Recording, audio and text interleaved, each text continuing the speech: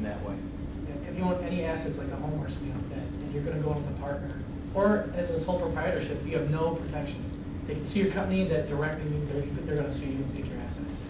So. And especially with a partner, I don't know if there's anything you can do in terms of what contracts you write out for yourselves, but as I understand it, if one partner decides to do something for the company, in the name of the company, you are now obligated as part of that company as well. So if you have a partner that on the side who decides to gamble away everything, and then he loses something and he needs to pay it off and doesn't have enough, now you're liable for his debts.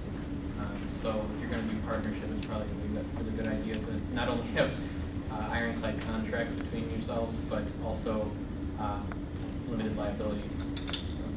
Well, also, like in Mike's case, if you have a company on the positive side, you can sell your company. You know, if Mike, if someone said, hey, your games are great, we'll hire you. I mean, being an employee is not the same as having your company, you know, and selling his company is probably not doing anything. A lot of that. Yeah, it's been good. There's a different way you can structure that. Ours is done as an asset acquisition. You still can claim it as, you know, well, depending on how they allocate, you can still claim it as like a long-term capital gain, which right now is 15% tax instead of a lot more, but it's about to go up.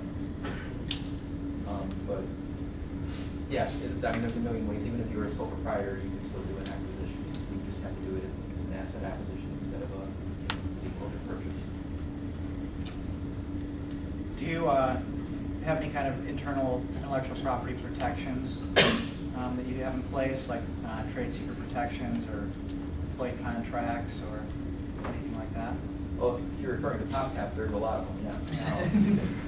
You know, you know, they have, you know, PopCap's a 200-person company, so there's, you know, you're signing a lot of agreements when you become an employee there, you know, and they'll, you know, they have a legal team in-house, so you can kind of do whatever. But when you're, you know, when you're out there by yourself, you know, the only thing I did was trademark my company name, and that was it. Yes, I trademarked my company name and I copyrighted the graphics from the previous game we made on it. Yeah, the problem with IP protections, I think, is that they're only as good as the amount of money you have at hand to defend them or attack, as the case may be. Through a weird twist of fate, I ended up growing up next to one of the owners of Aeolus. Have you guys heard of them? Yeah, they came up with plugins, the idea of plugins for what were not yet called browsers, and they patented that idea, and they later sued Microsoft. Well, as you can imagine, suing Microsoft is like, you know, the ultimate either foolish or amazingly, right, exactly, foolish enterprise or amazingly good enterprise. But yeah, I mean, they spent years and years and years and years and years in courts. Spent, you know, I have no idea how much money, but massive amounts of money. They got a lot of free legal work given to them, but I mean, they eventually ended up winning against Microsoft, but again, you know, at what cost? So simply because you trademark something doesn't necessarily mean anything. I mean, yes, absolutely, you should get, you know, confidentiality agreements signed, you should get, you know, IP agreements with your contractors and so forth, but that only goes so far. You know, but we basically have to.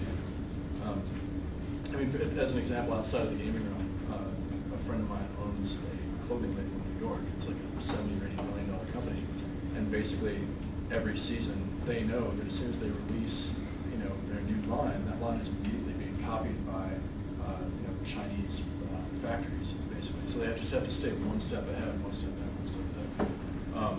You know, does that apply in gaming? Yeah, to a degree, but yeah, so I guess we're not trying to freak out about getting trademarked or copyright or anything like that. Yeah. It gives you a little bit more weight if you ever have to go to litigation.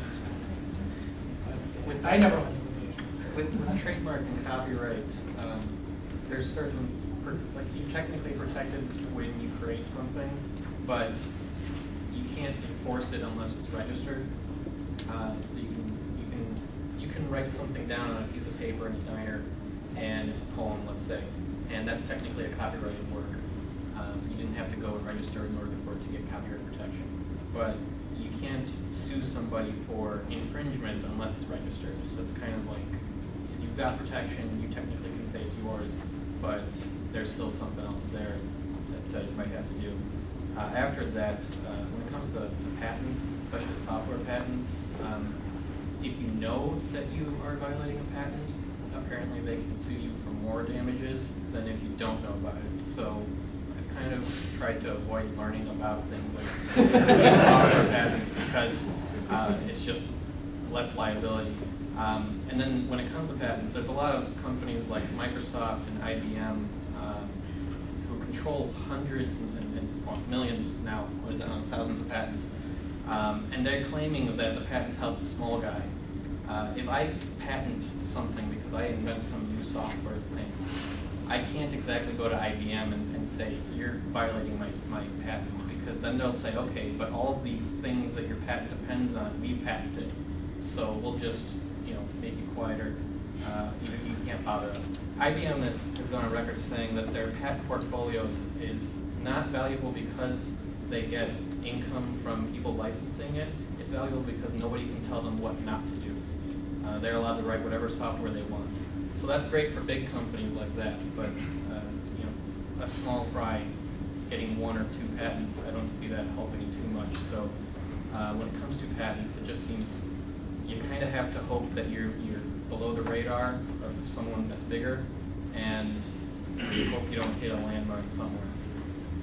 The thing with patenting too is that it can be extremely frivolous. I mean, I don't know if you guys have heard about the patent for limeade as a heartburn remedy, or what is it, a heart attack remedy or something like that? There's some sort of a patent on drinking limeade, like if you drink a certain concentration of limeade for some certain medical effect, that's a patent. Do you have to pay somebody a nickel every time you drink limeade? No. So I mean, you can patent anything. You can patent an idea. There's a guy right now trying to patent the idea of a chimera, being a human animal mixture, a mixture of human and animal genes. And he's doing it to prevent companies from coming up with a human-animal clone mixture. It's a very interesting story. Anyway, yeah, I mean, there's a lot of different things you can patent, ideas, code, all sorts of stuff, but really you have to go to the person. So, last question on this kind of area is, a lot of students or groups have small games, and they want to possibly, bring them to show to a big company. Should they take any precautions? Can they take any? Do you guys have any stories about that kind of a transaction? They want to pitch the game in effect or something along those lines. I know about a certain modding group that did a total conversion mod for Quake 3 Arena that was based on Dragon Ball Z. And I played this game, Bid for Power, and it was a great game. It actually felt like you're playing Dragon Ball Z. Apparently, they actually went to Funimation. They went to them to say, "Here's our game. If you pay us, we can actually make this into a full game." And Funimation apparently was thinking about making a Dragon Ball Z game, which I think within the year they actually had one, and it was lame.